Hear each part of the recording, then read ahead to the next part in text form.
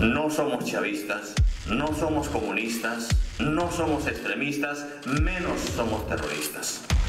Es la primera vez que nuestro país será gobernado por un campesino, una persona que pertenece, como muchos de los peruanos, a los sectores oprimidos por tantos siglos.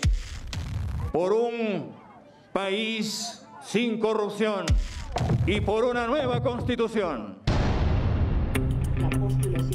La noche del 19 de julio, Pedro Castillo fue proclamado ganador de las elecciones generales 2021 por el Jurado Nacional de Elecciones.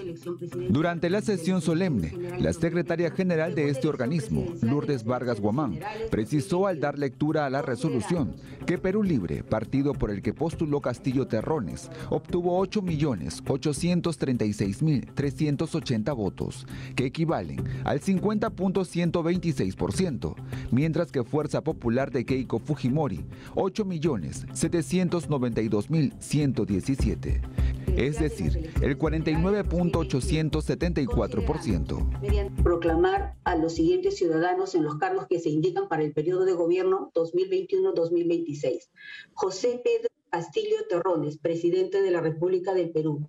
De esta manera, Pedro Castillo Terrones obtuvo la presidencia de la República por 44.263 votos de diferencia. Yo creo que el mensaje es un mensaje esperanzador de que cualquiera de nosotros puede ser presidente del Perú, que organizándonos en buena medida podemos llegar al poder en esta perspectiva. El poder no solamente está esperando a personas universitarias, con doctorados, con maestrías, profesores o personas que dan, puedo decir, pues exposiciones por el mundo. No, cualquiera de nosotros puede terminar siendo presidente, pero por supuesto, entender que esto implica algo sumamente importante, en representación de una población. Puedo llegar a ser presidente no solamente por mis capacidades y mis actitudes, sino por mi capacidad de representar a un sector de la población. El sociólogo Jerjes Loaiza precisó que con el triunfo de Pedro Castillo en las elecciones, se está demostrando que la población tiene otra percepción de la política, siendo ahora más inclusiva. Que él sea ya presidente refleja que en adelante las fuerzas políticas de la derecha, del centro, o en todo caso, los líderes de opinión tienen que entender que el país ya no va a creerse más el cuento de que solamente las personas capaces o las personas con determinada preparación o determinada economía pueden terminar siendo presidentes o pueden terminar teniendo determinados cargos. No, ya no más eso. Ahora tenemos que entender que la población tiene otra perspectiva de la política y se ha demostrado con Castillo. El viernes 23 de julio, Pedro Castillo recibió las credenciales que lo facultan como presidente de la República. En ese momento, el mandatario negó que vaya a traer un modelo de gobierno extranjero y aseguró que combatirá el terrorismo. No somos extremistas, menos somos terroristas. Vamos a combatir el terrorismo, venga de donde venga. Antes de hacer la entrega de las credenciales, tanto al presidente de la República, Pedro Castillo, así como a la vicepresidenta Dina Boluarte, el titular del Jurado Nacional de Elecciones, Jorge Luis Salas Arenas, rechazó que el sistema electoral haya confabulado un fraude. El proceso de elección ha sido correcto, como lo han sido la de las y los congresistas y los parlamentarios andinos, y el mundo entero así lo reconoce. En la sesión solemne participaron autoridades del Poder Judicial, del Congreso, de los organismos electorales y el secretario general de Perú Libre, Vladimir Cerrón. El sociólogo Jerjes Loaiza analiza lo que representa Pedro Castillo en la presidencia del Perú. Criticar la discriminación, es decir, de que una persona que refleje y representa a un gran grupo y sector de la población que hasta hace menos de 50 años no podía votar. Entonces, esto es una suerte de decir, ahora nosotros, que durante tanto tiempo se nos ha prohibido gobernar este país, se nos ha prohibido opinar siquiera sobre este país, ahora podemos finalmente gobernar. Es la primera vez que nuestro país será gobernado por un campesino, una persona que pertenece, como muchos de los peruanos, a los sectores oprimidos por tantos siglos. Entonces es una manera popular, por supuesto, o sea, genera una suerte de entramado popular, populista, de poder decirle a la población, yo soy como ustedes.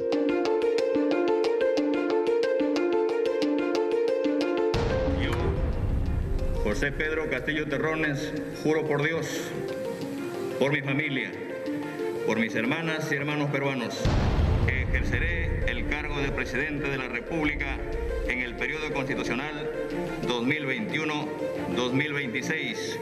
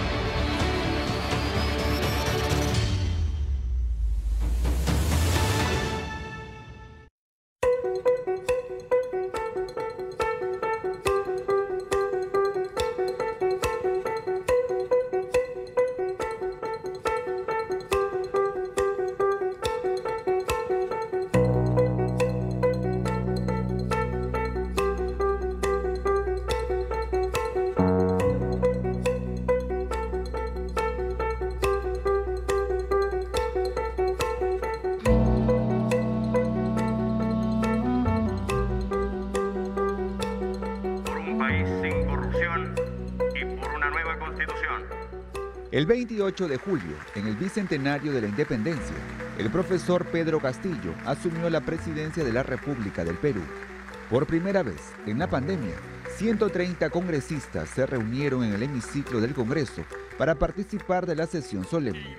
Castillo Terrones juró por una nueva constitución, por sus hermanos campesinos y ronderos. Además, hizo un llamado a la unión del país. Analicemos algunos puntos de su primer mensaje a la nación. Juro por los pueblos del Perú, por un país sin corrupción y por una nueva constitución.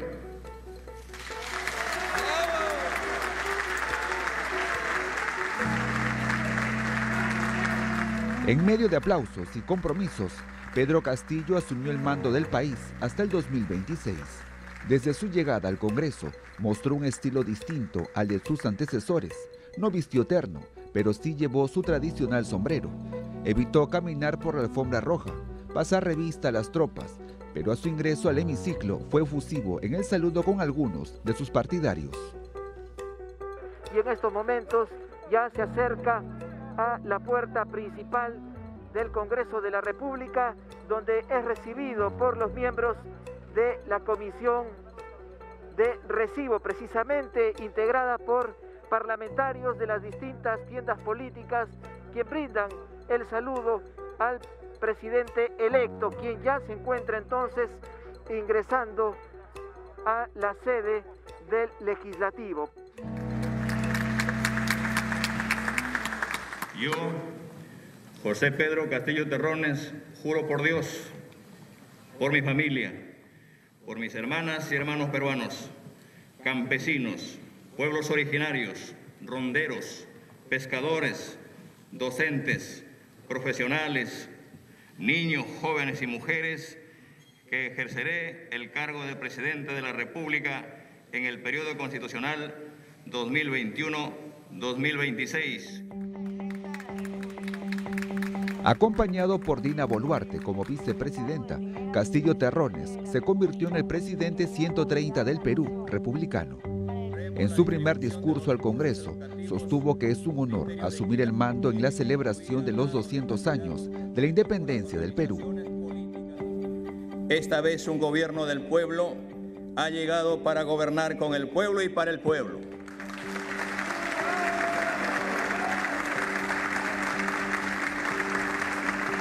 Para construir desde abajo. Es la primera vez que nuestro país será gobernado por un campesino, una persona que pertenece, como muchos de los peruanos, a los sectores oprimidos por tantos siglos.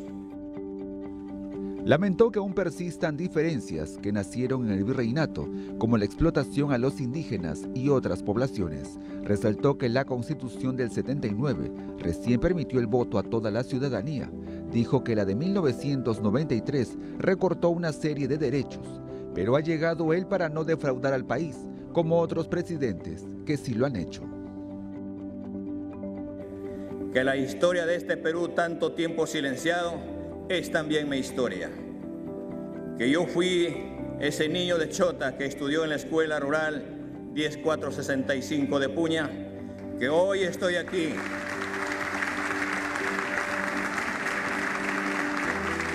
para que esta historia no sea más la excepción. Quiero que sepan que tienen mi palabra. No las defraudaremos, no los defraudaré.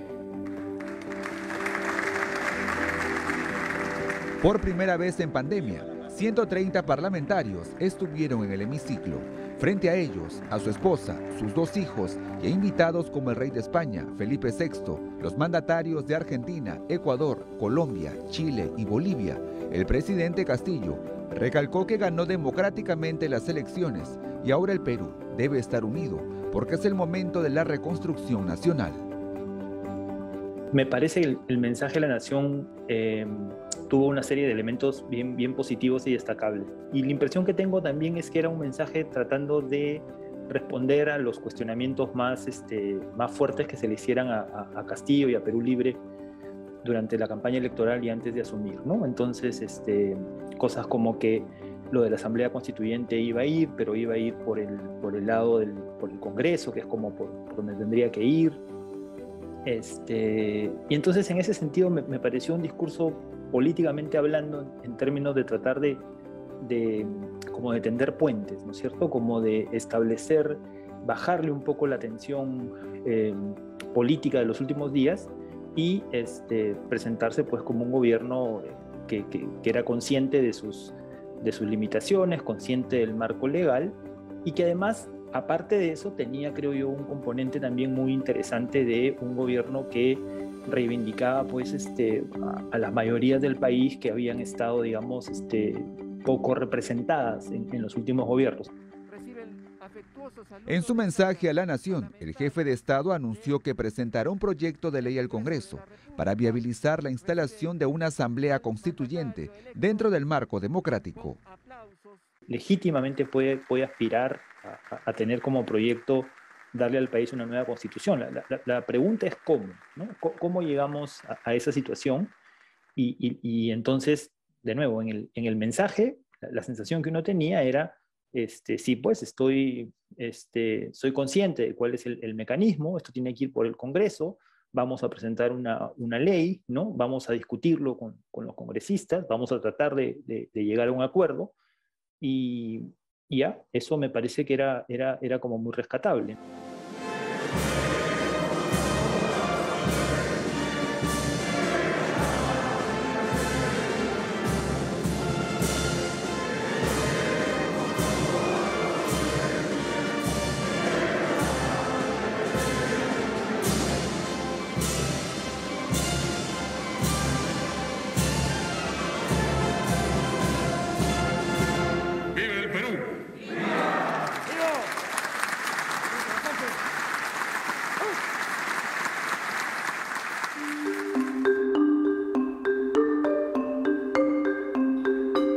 Adelantó que no trabajará desde Palacio de Gobierno, sino que cederá este monumento histórico y lo convertirá en la sede del Ministerio de las Culturas, como pasará a llamarse el actual sector con sede en San Borja. Debo decirles que yo no gobernaré desde la casa de Pizarro, porque creo que tenemos que romper con los símbolos coloniales para acabar con las ataduras de la dominación que se han mantenido vigentes por tantos años. Cederemos este palacio al nuevo Ministerio de las Culturas para que sea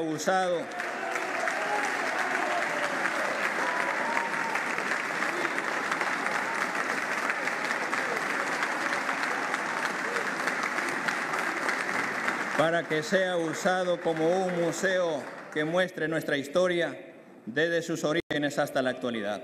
En términos simbólicos es muy interesante, digamos, ¿no? La idea de acercar el gobierno a la gente, ¿no? Convertir el Palacio de Gobierno en un museo es exactamente eso. pero claro, genera una serie de dificultades en términos desde dónde va a despachar el presidente, dónde van a estar sus oficinas, cómo podemos cumplir con las obligaciones de registrar todas las visitas y las reuniones. Entonces, en fin, creo que fue una típica medida que trata de ganar simpatía y que después nos mete en problemas, en otro tipo de problemas, ¿no? Entonces, digamos, si persiste con la idea, en fin, está en su derecho, ¿no es cierto? Pero creo que rápidamente tiene que resolverse el tema de dónde van a estar las oficinas del presidente, el consejo del premier y que cumplan con lo establecido en la ley, ¿no? Otro punto que resaltó fue el desafío de llegar a fin de año con más del 70% de la población vacunada. Los centros y postas de salud garantizarán la atención médica, laboratorio y exámenes con real gratuidad, sean y no asegurados.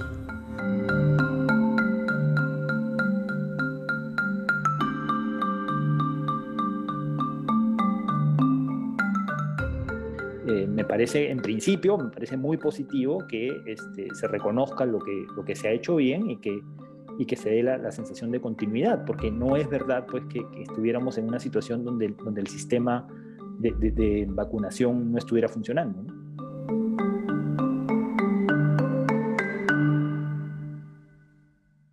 En otro momento, el mandatario dijo que sí es posible realizar cambios en la economía del país, respetando la propiedad privada. Durante la campaña electoral se ha tratado de asustar a la población con el cuento que queríamos expropiar los ahorros, las casas, los automóviles, las fábricas y otros bienes de propiedad de los ciudadanos, lo que es totalmente falso.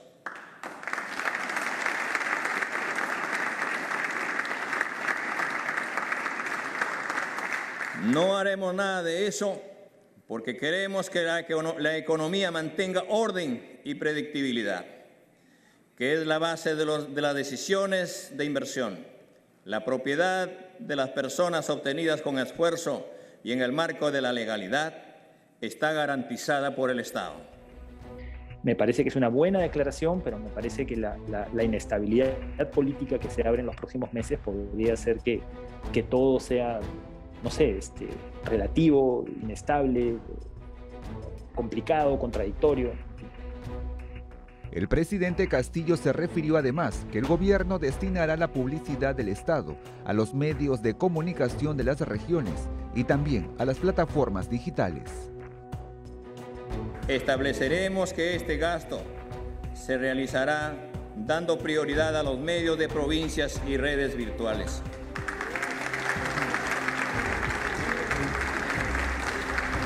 Creemos que así podremos garantizar una mejor cobertura de la publicidad estatal y una correcta descentralización del gasto público.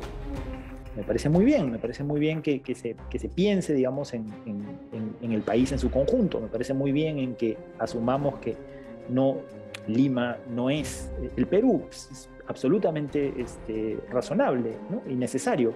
Pero el problema sería, digamos, que esto nos lleve a una lógica con unos sí, con otros no, porque creo que al final lo que hace va a jugarle en contra a cualquier intento del gobierno de comunicarse con la población. Sobre la educación, anunció el retorno de las clases presenciales a más tardar en el primer semestre del 2022, además de garantizar la vacunación de todos los trabajadores del sector. El jefe de Estado ratificó su propuesta de crear el Ministerio de Ciencia y Tecnología y la construcción de los trenes Inca y Grau a lo largo del territorio nacional.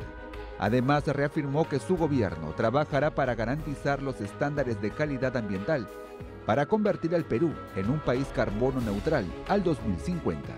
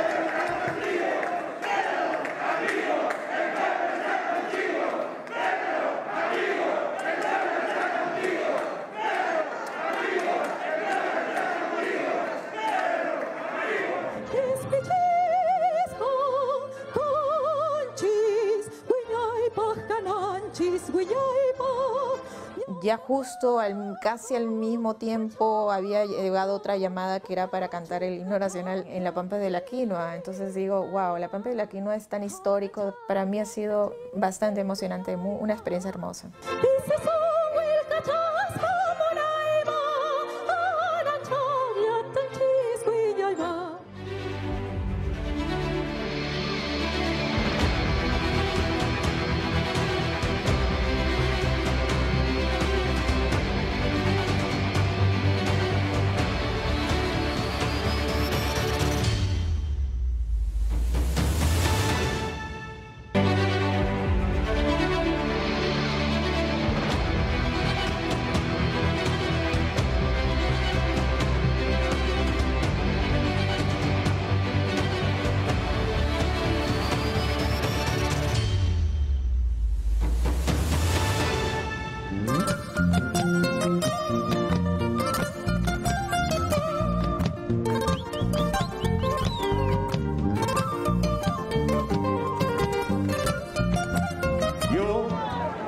José Pedro Castillo Terrones, juro por Dios y por la patria desempeñar fielmente el cargo de presidente constitucional de la República del Perú por encargo del pueblo peruano, por un país sin corrupción, por todos los pueblos del Perú y por una nueva constitución.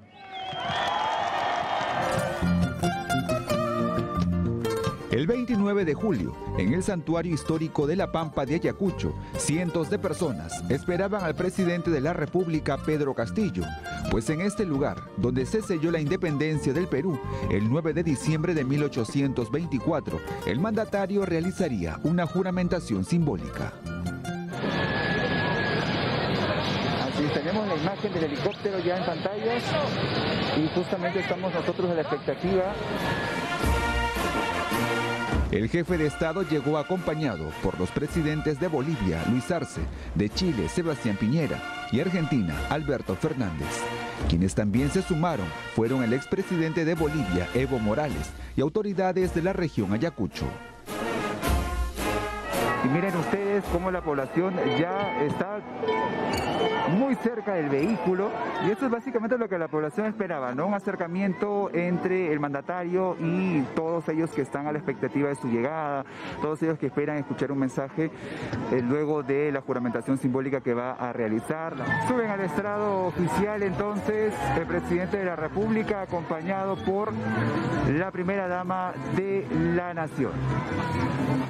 La ceremonia de juramentación inició con el himno nacional, pero esta vez cantado en quechua por la soprano lírica Hatunquilla, que en quechua significa luna grande.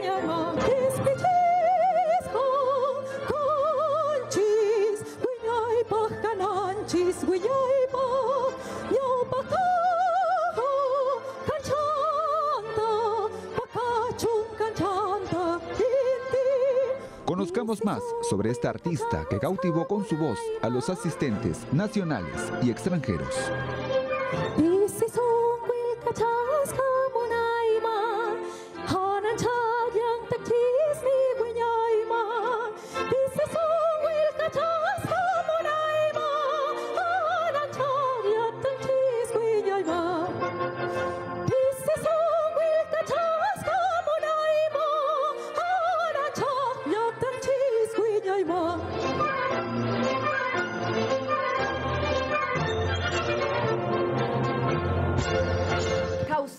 Perú.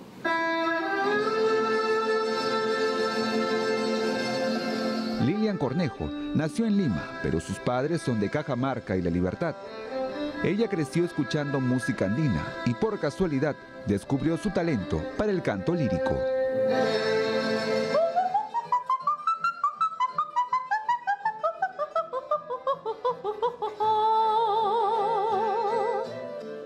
No sabía que lo podía expresar y lo podía cantar, ¿no? Y eso también se dio en una casualidad ya más adelante, cuando estaba en una presentación y me olvido la letra y empiezo a cantar como si fuera una flauta. Me convertí en una flauta cantando y eso le gustó a la gente Y ahí descubrí que tenía bastante registro vocal. Así descubrí que podía hacer cualquier interpretación de la música lírica andina si me lo proponía, ¿no?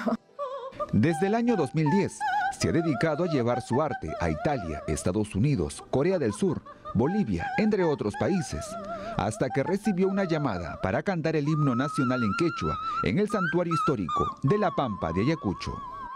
En realidad me hicieron 2 llamadas, ¿no? Una para una presentación en Lima, que también tenía que ver con protocolo, pero ya justo casi al mismo tiempo había llegado otra llamada que era para cantar el himno nacional en La Pampa de la Quinoa. Entonces digo, wow, La Pampa de la Quinoa es tan histórico, y no dudé, arreglé mis cosas y prácticamente no dormí ese día porque estaba arreglando mis cosas y viajé, ¿no?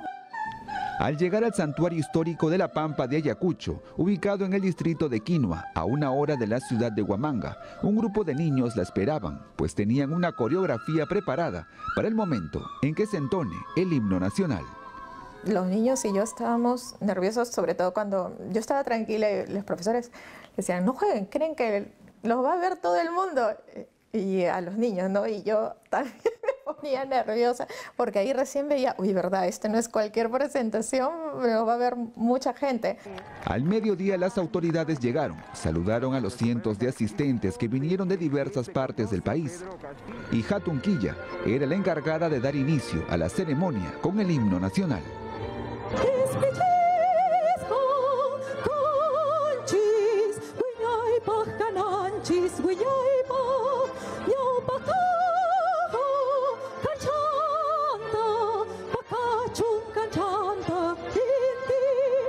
Ahí estuvimos con los niños maravillosos de Huanta, que muy tiernos ellos, saludando, ¿no? Saludando a todos los lados, al norte, este, sur, que era la idea. Ahí los conocí también.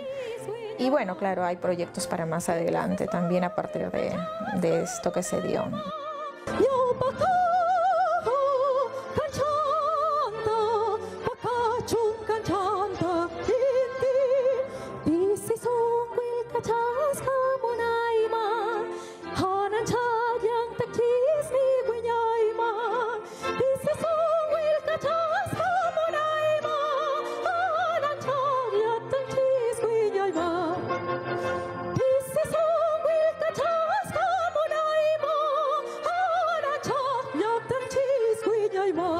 Es una gran experiencia saber que todos los oídos del mundo te van a estar escuchando, ¿no? No es lo mismo, ¿no? Que vas a un campo cerrado donde la gente ya te va a escuchar, ya te ha escuchado tantas veces y ya tú cantas como siempre lo has hecho, ¿no? En esta ocasión es un público general, nuevo, y era un reto histórico, se dio, ¿no? Contra todas las limitaciones del tiempo, porque sabemos que cantar en el aire libre, pues abría la boca para cantar, pero venía todo el aire, como que aspiraba, ¿no? Y es distinto, las resonancias, todo es distinto.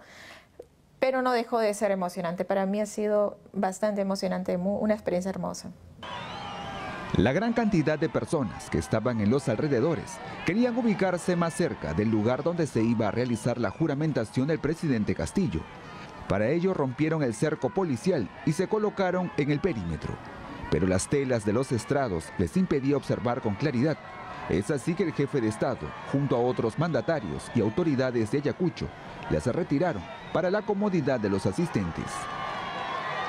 Se ha retirado ya la parte posterior de los toldos para que la población pueda también observar. Y no solamente del estrado oficial, sino también de los demás estrados. Esto representa más que un gesto, un mensaje a la población. Un mensaje de que la autoridad del Ejecutivo, el presidente, va a estar cerca a ellos.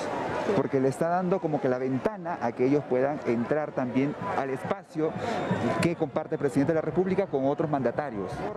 El presidente de la República se dirigió a la plataforma del Bicentenario y frente al obelisco de La Pampa de Ayacucho, símbolo de lucha y victoria, donde además se encuentran monumentos de mármol de 6 generales que dirigieron la batalla que selló la independencia del Perú, realizó la juramentación simbólica. Yo, José Pedro Castillo Terrones, Juro por Dios y por la patria desempeñar fielmente el cargo de presidente constitucional de la República del Perú por encargo del pueblo peruano, por un país sin corrupción, por todos los pueblos del Perú y por una nueva constitución.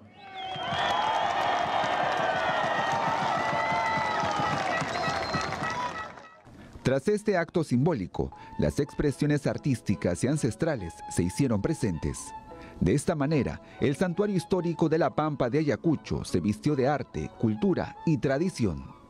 Se realizó el pago a la tierra para agradecer a la Pachamama y los apus. Kaisara, Pachamamanta Jao, Yapaya, Kaipi, Runamasejkuna Mikuchij. Entre las manifestaciones culturales artísticas, el tradicional carnaval del distrito de Quinua representó los saberes ancestrales.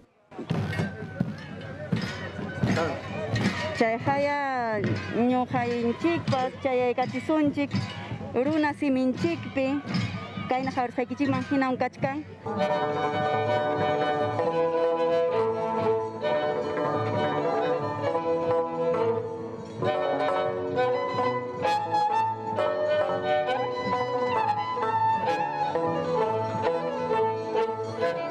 Los danzantes de tijeras interpretaron el Atipanacui, una competencia entre bailarines de Ayacucho y Huancavelica.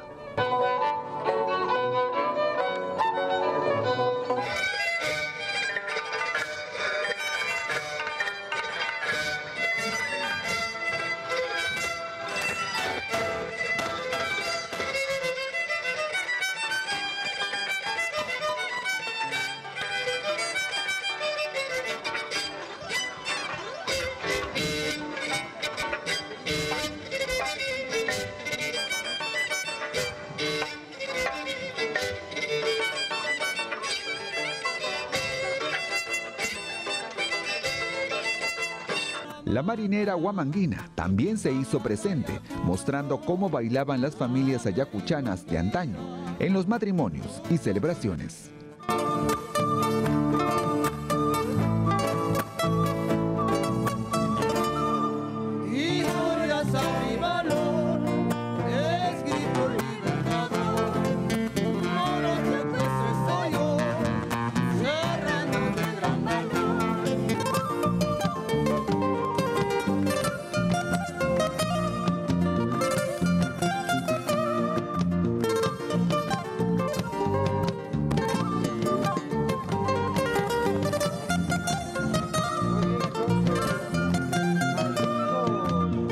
La marinera ayacuchana, el presidente de la República está bailando junto a la vicegobernadora de la región Ayacucho.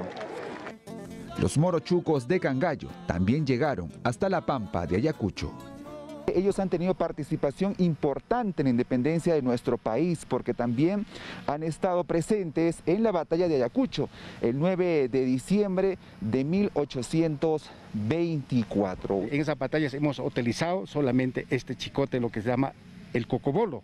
Cuéntanos un poco de qué está compuesto. Es un instrumento, bueno, no es de los ronderos, sino es netamente legítimo de Basilio que Guaitalla, de los muruchucos, que en la punta, en esta punta está pues un plomo y basta suficiente que le haces caer, bueno, como tirándolo a la cabeza del enemigo, basta que haga caer en la cabeza, bueno, el enemigo ya deja pues muerto, ya tendido. Bueno, que quede en cualquier parte del cuerpo, el enemigo, bueno, definitivamente pues ya queda muerta. Entonces, esto es una arma que ha utilizado nuestro abuelo y seguimos conservando nosotros. De igual manera tenemos acá este poncho a utilizar porque en estas alturas siempre hace frío. Y es más, que esto está hecho pues de lana de oveja, no, está hecho pues, de la fibra de alpaca. Las mujeres además conservan su vestimenta tradicional de colores rojo y blanco. El traje es representado, el rojo es por la sangre que han derramado en tiempo de la batalla, ¿no?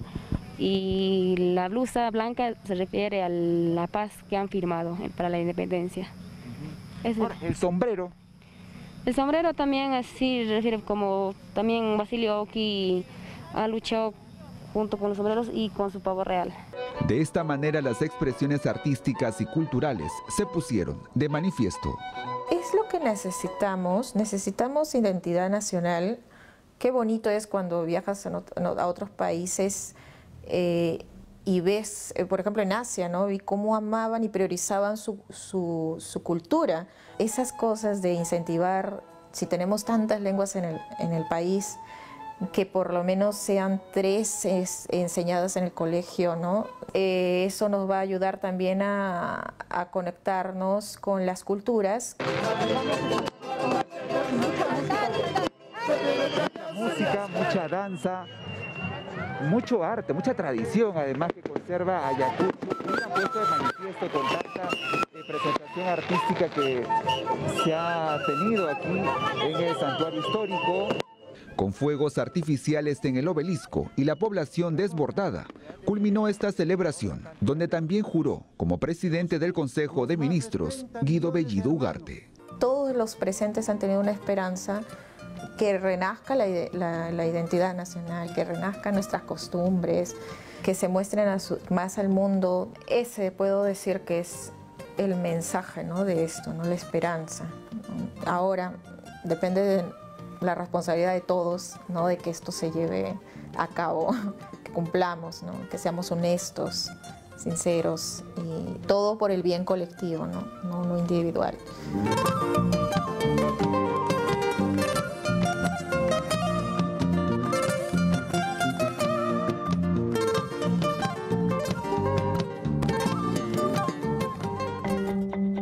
Guido Bellido Ugarte, juráis por Dios y estos santos evangelios. Sí, juro. Me parece que podrían pasar muchas cosas, ¿no? Que no le den la confianza, con lo cual nos acercamos a un escenario de disolución o, digamos, una salida tal vez un poco más política, es decir, darle la confianza y ejercer la mayor presión sobre ministros individuales, ¿no?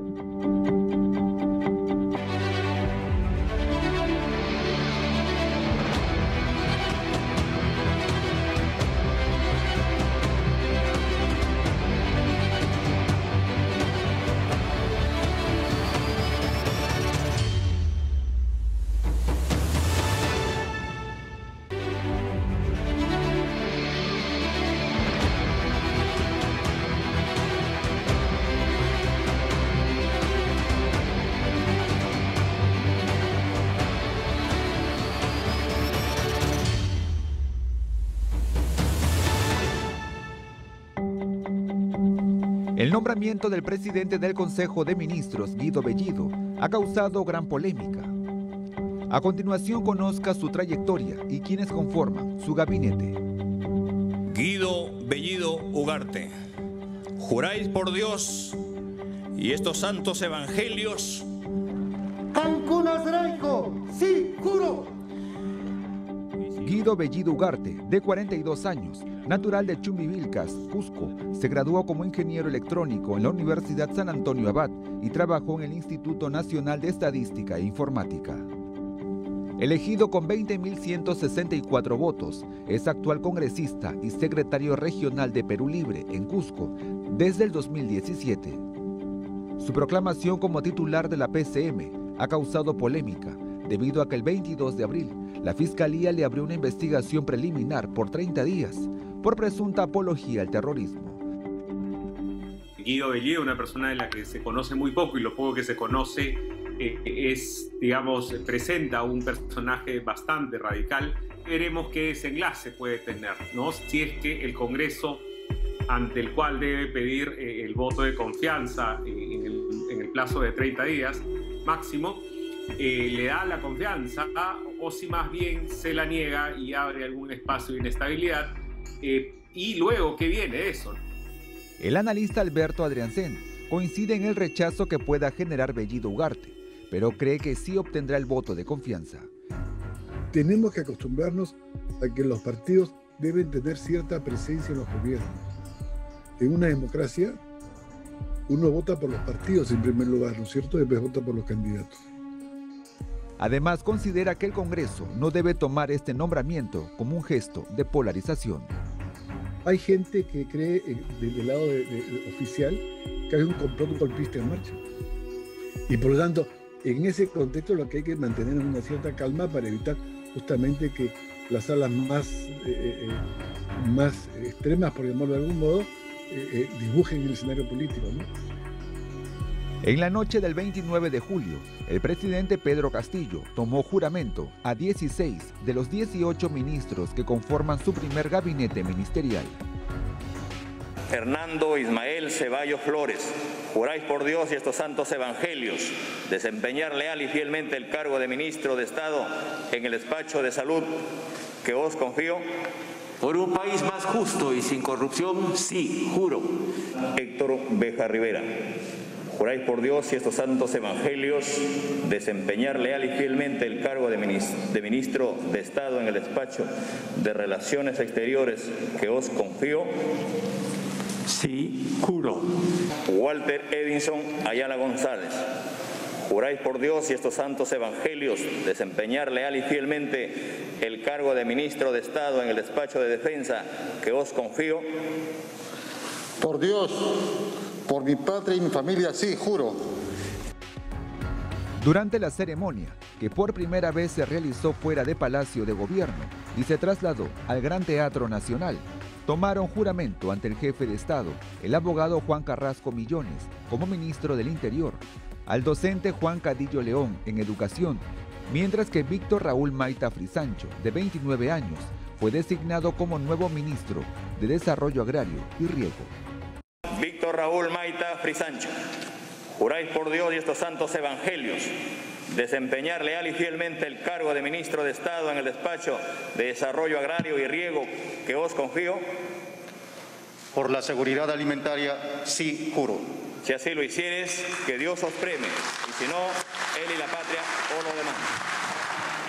Juan Manuel Carrasco Millones, juráis por Dios y estos santos evangelios desempeñar leal y fielmente el cargo de ministro de Estado en el despacho de Interior que os confío. Por Dios, mi familia, por todos los policías mártires caídos durante la pandemia y por un Perú libre de corrupción, sí, juro. Momentos después, Iber Maraví Olarte asumió el Ministerio de Trabajo, Iván Quispe-Apaza la cartera de Producción y Roberto Sánchez Palomino el de Comercio Exterior y Turismo. En Energía y Minas, asume Iván Merino Aguirre. En Transportes, Juan Silva Villegas. Y en Vivienda, Heiner Alvarado López. El ex candidato presidencial Ciro Gálvez Herrera, nombrado como nuevo ministro de Cultura, juró en quechua. Ciudadano Ciro Alfredo Gálvez Herrera, juráis por Dios y estos santos evangelios desempeñar leal y fielmente el cargo de ministro de Estado en el despacho de Cultura que os confío. Taitanchik Señor Jesucristo Raico, yo peruano kunapa allin kananchikpa, yo indígena runa kuna kunan manta ñawpaqman allin kananchikpa, ahí juranin. Si así lo hicieres, que Dios os premie, y si no, él y la patria por lo demás.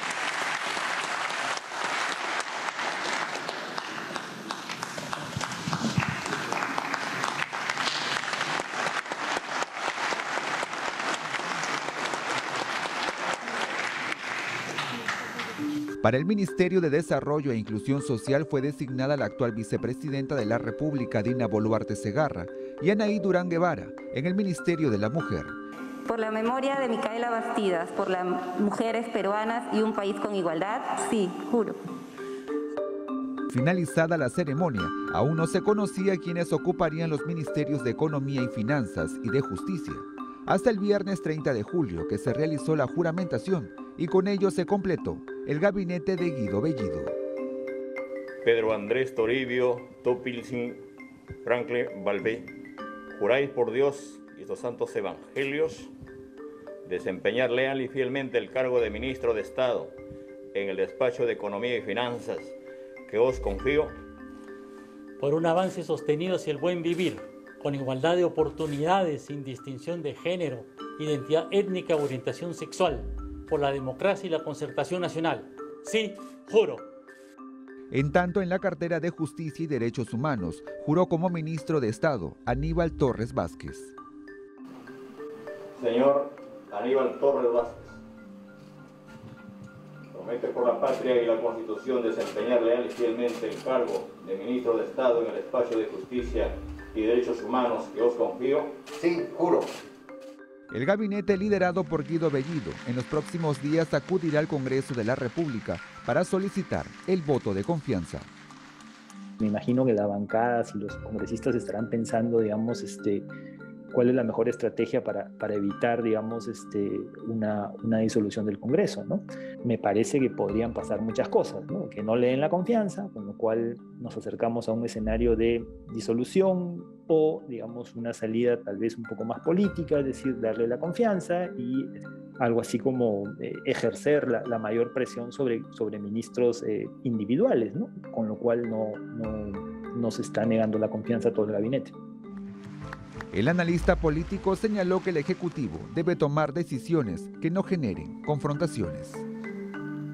Bajarle un poco la intensidad a la confrontación política, ¿no? Eso me parece que es fundamental, porque si no, creo que vamos a entrar a una lógica de confrontación de nuevo, ¿no es cierto?, entre el Ejecutivo, el Legislativo, entre una parte del país, la otra parte del país, Lima, regiones, pobres, ricos, y eso, quién sabe cómo puede terminar.